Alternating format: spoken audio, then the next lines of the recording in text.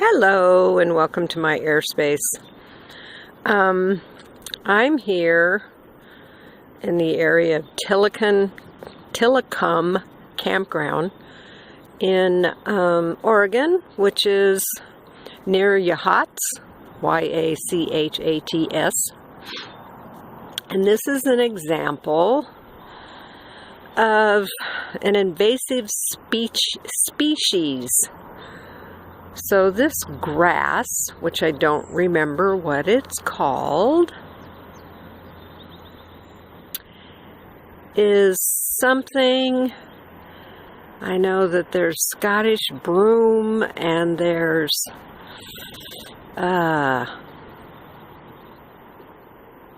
gosh, something like that. Anyway, there's several different plants that were planted here by early pioneers, not real early pioneers, people that came to America in the 1800s, and the people that created a community here in this particular area of Oregon. Many of them were from Scotland, Northern European countries. Anyway, they longed for the plants of their homeland. So they brought the stuff here and planted it. And I guess it loved it. And so it took over. And this, I don't remember the name of it, but this is a creek, and as you can tell, it's pretty dead. It's not doing much of any kind of flowing. It's pretty much, the movement is pretty much coming from high tide and low tide. There's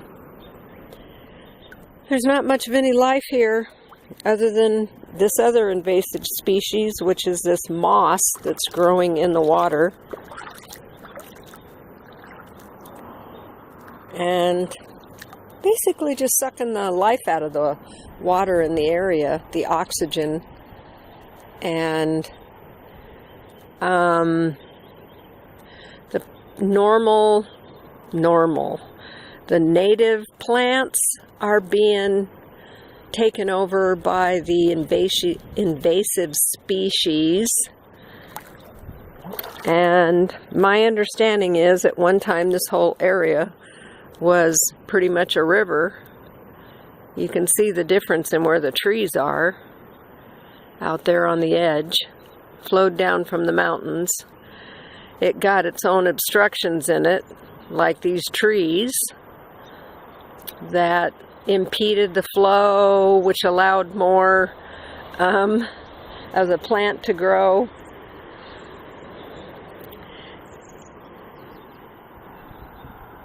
And this is what happens. So at some point, this will all be covered by this, and it will be basically a marsh. I covered this in a previous video that I read about. They documented it along the marshy area over at Wax Myrtle Campground in the Sand Dunes National Park. So I have seen birds in here. I don't really see much of anything going on in the water. I just traipse through this water all the way from the beach down there up to here, and looking down, don't really see anything but this green algae. I guess it's algae. Kind of looks like algae.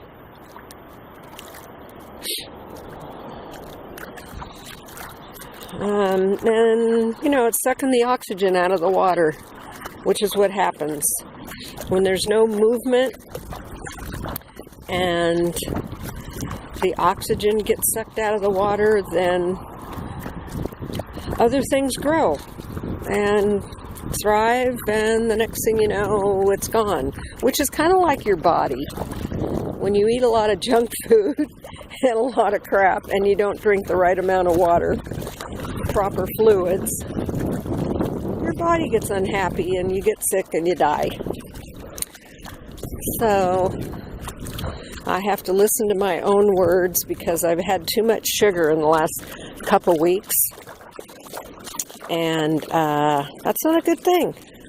I wake up in the morning and I have puffy eyes. So anyway, make it a wonderful day. Go out and explore nature. And I wonder about that term, invasive species. Because I guess, since I was born in California, am I an invasive species coming up here and wanting to live in Oregon? I guess, is it only invasive if it makes things worse? If something came from somewhere else and the world was better there because of whatever that was, does that make it not invasive? I'm going to have to look up that word. And I'm not sure what this copper colored stuff is. Iron oxide, maybe? What gives places like Sedona the red rocks? Certainly looks like it is. It's interesting that it's only in this one spot right here. Maybe it's coming off all these rocks across the way? Ah, I bet so. I bet so. Because the rocks start there, the iron oxide starts there. Okay, subscribe to my channel.